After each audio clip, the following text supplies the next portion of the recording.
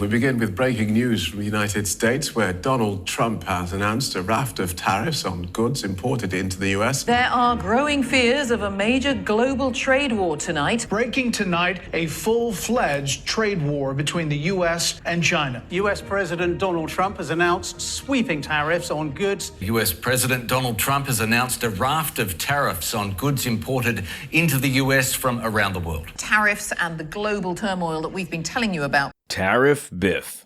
Biff's Tariff. Sounds like a clam shack. Okay, I don't got a good opening for this. This is like Brexit all over again. You've created a barrier with a major trading partner and you think that's not going to affect anything? You think you can just open Pandora's box and then just close it again? By the way, Brexit was initiated by the hedge fund managers that rule Britannia and was condoned and pushed by the royals to keep the British elite from paying taxes to the EU. That's right, Brexit was enacted so rich people could dodge taxes. Sound familiar? And who got hurt? Who paid the freight? Whose lives were upended? Your average Brit, that's who. Sound familiar? Initial expectations were that Brexit would cost the average Brit, Tanyan, about £300 to £500 a year. That number ended up being way too conservative, ironically. It's costing the average Brit closer to £2,500 a year. The haves wanted to increase their wealth at the expense of the have-nots, the non-wealthy. That's what Biff's tariffs are. The elite who allowed his presidency to happen because the American electorate allowed themselves to be siloed into voting for either a Democrat or Republican and nothing else. There can be only one.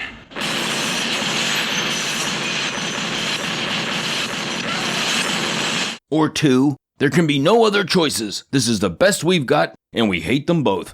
Well, this makes a lot of sense. Anyway, the elite are curious about what Biff's tariffs are going to do. What kind of upheaval it will cause. On one hand, if it works, it might allow them to increase profits, maximize shareholder value. But since the 1980s, there was a dramatic shift known as shareholder value maximization. It's all about the shareholders. Maximizes shareholder value. If it doesn't, it's more fodder for Trump Republicans bad guy, herding voters back over to the Democrats, perpetrating this two-party nonsense another 4 years, where both parties who work for the elite maintain control.